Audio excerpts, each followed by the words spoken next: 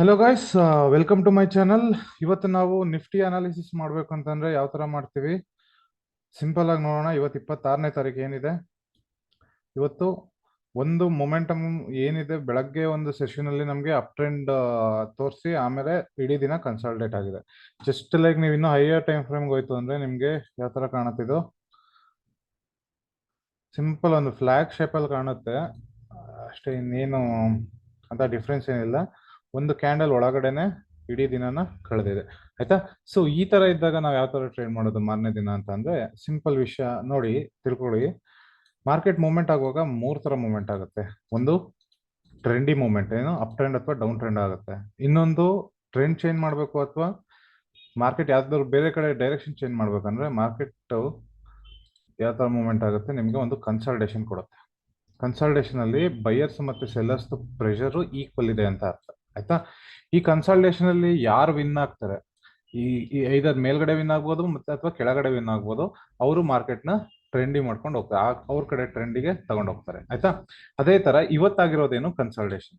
So ನಾಳೆ market ಯಾವ ತರ ಮೂವ್ ಆಗುತ್ತೆ ಅನ್ನೋದನ್ನ ನಾವು ಅನಾಲಿಸಿಸ್ ಮಾಡೋದಾದ್ರೆ ಸಿಂಪಲ್ ಆಗಿ ನೋಡಿ. ಒಂದ್ ಸೆಕೆಂಡ್ ಕ್ಲೋಸ್ ಮಾಡ್ತೀನಿ. ಮಾರ್ಕೆಟ್ ಏನಾಗಿದೆ, ಒಂದು ಅಪ್ ಟ್ರೆಂಡ್ ಅಲ್ಲಿ ಮೇಲ್ಗಡೆ ಹೋಗಿ ಕನ್ಸಾಲ್ಟೇಟ್ ಆಗ್ತಾ ಇದೆ. ಮತ್ತೆ ಯಾವುದೇ ಇನ್ನು ಸಪ್ಲೈ ಝೋನ್ ರೀಚ್ ಆಗಿಲ್ಲ. ಇಲ್ಲಿ ಮೇಲ್ಗಡೆ ಒಂದು ಸಪ್ಲೈ ಝೋನ್ ಇದೆ, ಆಕ್ಚುಲಿ ನಿಮ್ಗೆ ಇಲ್ಲಿ ಕಾಣಿಸ್ಬೋದು. ಈ ಸಪ್ಲೈ ಝೋನ್ ಇದೆ, ಅಲ್ಲಿಗೆ ರೀಚ್ ಆಗಿಲ್ಲ, ಬಟ್ ಅದ್ರ ಮಧ್ಯದಲ್ಲೇ ಕನ್ಸಲ್ಟೇಷನ್ ಮಾಡ್ತಾ ಇದೆ. ಸೊ ಇದೊಂದು ತರವಾದ ಏನ್ ಹೇಳ್ತೀವಿ ನಾವು, ಟ್ರಿಕ್ ಅಂತಾನು ಹೇಳ್ಬೋದು, ಅಥವಾ ಮಾರ್ಕೆಟ್ ಬಿಹೇವಿಯರ್ ಇದೇ ತರ ಇರ್ಬೋದು. ಸೊ ಇಷ್ಟು ಕನ್ಸಲ್ಟೇಷನ್ ಆಗಿದೆ ಅಂತ ಅಂದ್ರೆ ನಮ್ಗೊಂದು ಬಿಗ್ ಮೂಮೆಂಟಮ್ ಯಾವ್ದಾದ್ರು ಒಂದ್ ಸೈಡ್ ಸಿಗುವಂತಹ ಚಾನ್ಸಸ್ ಇರುತ್ತೆ, ಆಯ್ತಾ? ಈ ಕೆಳಗಡೆ ಏನಾದ್ರು ಡಿಮಾಂಡ್ ಝೋನ್ ಅಲ್ಲಿ ಏನಾದ್ರು ಈ ತರ ಕನ್ಸಲ್ಟೇಷನ್ ಆಯ್ತು ಅಂದ್ರೆ ನಾವು ಅದನ್ನ ಡಿಸ್ಟ್ರಿಬ್ಯೂಷನ್ ಅಂತ ಹೇಳ್ತೀವಿ, ಅಕ್ಯುಮಿಲೇಷನ್ ಅಂತ ಹೇಳ್ತೀವಿ. ಇದು ಆಗ್ತಾ ಇರೋದು near to the supply zone, ಅಂದ್ರೆ ಇದು ಡಿಸ್ಟ್ರಿಬ್ಯೂಷನ್ ಆಗಿರುತ್ತೆ. ಓಕೆನಾ? ಇದು ಡಿಸ್ಟ್ರಿಬ್ಯೂಷನ್ ಆಗ್ತಾ ಇದೆ ಅಂದ್ರೆ ಪ್ರಾಫಿಟ್ ಸಹ ಬುಕ್ ಆಗ್ತಾ ಇದೆ ಅಂತ ಅರ್ಥ. ಓಕೆನಾ? ಇಲ್ಲ, ತುಂಬಾ ಜನ ಸೆಲ್ಲರ್ಸ್ ಆಕ್ಟಿವ್ ಆಗಿದ್ದಾರೆ. ಈ ಬಯರ್ಸ್ ಇಲ್ಲಿ ಎಂಟರ್ ಆಗಿರುವಂತಹ ಬಯರ್ಸ್ಗಳನ್ನ ಸ್ಟ್ರೆಂತ್ ನ ಕಮ್ಮಿ ಮಾಡ್ತಾ ಇದ್ದಾರೆ ಯಾರು, ಸೆಲ್ಲರ್ಸ್. ಅಥವಾ ಇಲ್ಲಿರುವಂತ ಬಯರ್ಸ್ಗಳು ತಮ್ಮ ಪ್ರಾಫಿಟ್ ನ ಬುಕ್ ಮಾಡ್ಕೊಳ್ತಾ ಇದ್ದಾರೆ. ಎರಡು ಆಗ್ತಾ ಇದೆ, ಆಯ್ತಾ? ಇಷ್ಟ ಬಿಟ್ಟು ಇನ್ನೇನು ಇಲ್ಲ. ಎದುರ್ಕೊಳಕ್ ಹೋಗ್ಬಿಡಿ. ನಾಳೆ ಮಾರ್ಕೆಟ್ ಯಾವ ತರ ಬಿಹೇವ್ ಮಾಡುತ್ತೆ ಆ ಕಡೆ ನೀವು ನಿಮ್ಮ ಟ್ರೇಡ್ ನ ಇದು ಮಾಡ್ಕೊಳ್ಳಿ. ಸೊ ಇಲ್ಲಿ ಒಂದು ನಮ್ಮ ಝೋನ್ ಇದೆ, ಆಕ್ಚುಲಿ ಪ್ರೀವಿಯಸ್ ಇಲ್ಲಿ ನೋಡಿದೆಯಲ್ಲ, ಇದು ನಮ್ದು ಸ್ಟ್ಯಾಟಿಕ್ ಸಪ್ಲೈ ಝೋನ್ ಅಥವಾ ಸ್ಟ್ಯಾಟಿಕ್ ಝೋನ್ ಅಂತ ಹೇಳ್ತೀವಿ ಈ ಝೋನ್. ಸೊ ಮಾರ್ಕೆಟ್ ಅದೇ ಝೋನಿಗೆ ಬಂದು ಕನ್ಸಲ್ಟೇಷನ್ ಆಗ್ತಾ ಇದೆ. ನಾವು ಇದನ್ನ ಟ್ರೇಡ್ ಮಾಡಬೇಕು ಅಂತ ಅಂದ್ರೆ ದಯವಿಟ್ಟು ವೆಯ್ಟ್ ಮಾಡಿ. ಮೇಲ್ಗಡೆ ಯಾವ್ದಾದ್ರು ಅಥವಾ ಕೆಳಗಡೆ ಝೋನ್ಗಳಲ್ಲಿ ಸಿಕ್ಕಿದ್ರೆ ಟ್ರೇಡ್ ಮಾಡಿ, ಸ್ವಲ್ಪ ವೆಯ್ಟಿಂಗ್ ಮಾಡಿ ಟ್ರೇಡ್ ಮಾಡೋದು ಬೆಸ್ಟ್ ಅನ್ಸುತ್ತೆ. ನೆಕ್ಸ್ಟ್ ಬಂದ್ಬಿಟ್ಟು ಬ್ಯಾಂಕ್ ನಿಫ್ಟಿ. ಬ್ಯಾಂಕ್ ನಿಫ್ಟಿ ಏನ್ ಹೇಳುತ್ತೆ? ಬ್ಯಾಂಕ್ ನಿಫ್ಟಿ ತುಂಬಾ ಸಿಂಪಲ್ ಆಗಿದೆ. ನಿಮ್ಗೆ ಕನ್ಫ್ಯೂಸ್ ಆಗ್ತಾ ಇದೆ, ಎಲ್ಲ ಡ್ರಾಯಿಂಗ್ಸ್ ಡಿಲೀಟ್ ಮಾಡ್ತೀನಿ, ಮತ್ತೆ ಫಸ್ಟ್ ಇಂದ ಮಾಡೋಣ. ಏನ್ ಪರವಾಗಿಲ್ಲ, ಇನ್ನು 100 ಸತಿ ಬೇಕಾದ್ರೂ ಮಾಡ್ಬೋದು ಒಂದ್ಸತಿ ಕಲ್ತ್ಕೊಂಡ್ರೆ. ಸೊ ನಮ್ಮ ಒಂದು ಇಲ್ಲಿ ಸಪ್ಲೈ ಝೋನ್ ಇದೆ. ನೆಕ್ಸ್ಟ್ ಝೋನ್ ಯಾವ್ದಿದೆ? ಇಲ್ಲೊಂದು ನಮ್ಮ ಸ್ಟ್ಯಾಟಿಕ್ ಝೋನ್ ಇದೆ. ಅದು ಬಿಟ್ರೆ ಇದನ್ನ ನಾವು ಬೇರೆ ಕಲರ್ ಆಗಿರ್ಲಿ ಈಗ ಸದ್ಯಕ್ಕೆ. ಅದರ್ವೈಸ್ ಇನ್ಯಾವ್ದು ನೋಡ್ಬೋದು ನಾವು?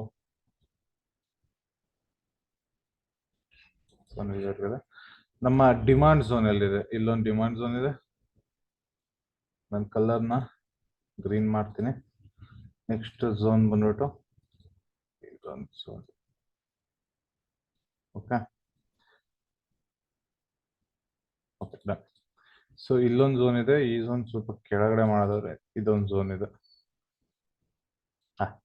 ಸೊ ಮಾರ್ಕೆಟ್ ಬಂದ್ಬಿಟ್ಟು ನಾಳೆಗೆ ಅಂಡ್ ಒಂದು supply zone, actually this is also supply zone, ಏನು ಪರವಾಗಿಲ್ಲ. ಇಲ್ಲೊಂದು ಚಿಕ್ಕದೊಂದು ಸ್ಟಾಪಿಂಗ್ ಪಾಯಿಂಟ್ ಇದೆ. ಇದೊಂದು ಸ್ಟಾಪ್ ಆಗ್ಬೋದು ಈ ಜಾಗದಲ್ಲಿ ಒಂದ್ಸತಿ ನೋಡ್ಕೊಂಡು ಟ್ರೇಡ್ ಮಾಡಿ. ಓಕೆ, ಇಷ್ಟೇ. ಇದನ್ನ ನಾನು ಅಳಿಸಿರ್ತೀನಿ. ಮಾರ್ಕೆಟ್ ನಾಳೆ ಯಾವ ಕಡೆ ರಿಯಾಕ್ಟ್ ಮಾಡುತ್ತೆ ಆ ಕಡೆ ಟ್ರೇಡ್ ಮಾಡೋದು ಬೆಟರ್ ಅಂತ ನಾನು ಹೇಳ್ತೀನಿ. ಅದು ಬಿಟ್ರೆ ಇನ್ಯಾವುದೋ ಅಂತ ದೊಡ್ಡ ಝೋನ್ಗಳು ಏನೂ ಇಲ್ಲ. ಸೊ ಇದ್ರಲ್ಲೂ ಸಹ ಸೆಂಟ್ರಲ್ ಕನ್ಸಲ್ಟೇಷನ್ ಆಗಿರೋದ್ರಿಂದ ನಮಗೆ ಯಾವುದೇ ರೀತಿ ಭಯ ಇಲ್ಲ. ಸೊ ನೆಕ್ಸ್ಟ್ ಇದು ಒಂದು ಝೋನ್ ಕನ್ವರ್ಟ್ ಆಗುತ್ತೆ, ಇದು ಒಂದು ಸ್ಟಾಪಿಂಗ್ ಪಾಯಿಂಟ್ ಆಗಿ ಕನ್ವರ್ಟ್ ಆಗುತ್ತೆ ಮಾರ್ಕೆಟ್ ಅಲ್ಲಿ. ಓಕೆನಾ? ಈ ಝೋನ್ನ ಸ್ವಲ್ಪ ಇದರಲ್ಲಿ ಹೈಯೆಸ್ಟ್ ಇದು ಅಂಡ್ ಲೋಯೆಸ್ಟ್ ಕ್ಲೋಸ್ ಬಂದ್ಬಿಟ್ಟು ದಿಸ್ ಒನ್. ಓಕೆ, ಇದೊಂದು ಝೋನ್ ಆಗಿ ಕನ್ವರ್ಟ್ ಆಗಿದೆ. ನಾಳೆ ಮಾರ್ಕೆಟ್ನ ಓಪನ್ ಆದಾಗ ರಿಸ್ಕ್ ಮ್ಯಾನೇಜ್ಮೆಂಟ್ ನೋಡ್ಕೊಂಡು ಟ್ರೇಡ್ ಮಾಡಿ. ಯಾವುದೇ ರೀತಿ ಹರಿಯಲ್ಲಿ ಟ್ರೇಡ್ ಮಾಡೋಕೆ ಹೋಗ್ಬೇಡಿ. ನಮ್ಮ ಯಾವುದು ಹೈಯರ್ ಟೈಮ್ ಫ್ರೇಮಲ್ಲಿ ನಮಗೆ ಟ್ರೆಂಡ್ ಬಂದ್ಬಿಟ್ಟು ಪಾಸಿಟಿವೇ ಇದೆ, ಇನ್ನು ಏನು ಚೇಂಜಸ್ ಇಲ್ಲ. ಟ್ರೆಂಡ್ ನೆಗೆಟಿವ್ ಆಗಬೇಕು ಅಂದರೆ ನಾನು ಹೇಳ್ದಂಗೆ ಈ ಝೋನ್ ಬ್ರೇಕ್ ಆಗಬೇಕು. ಇದರಲ್ಲಿ ಬ್ಯಾಂಕ್ ನಿಫ್ಟಿಲಿ 46,523 46,500 ಬ್ರೇಕ್ ಆಗಬೇಕು. ಅದಿಲ್ಲ ಅಂತ ಅಂದರೆ ನೆಕ್ಸ್ಟ್ ನಮ್ಮ ನಿಫ್ಟಿಲಿ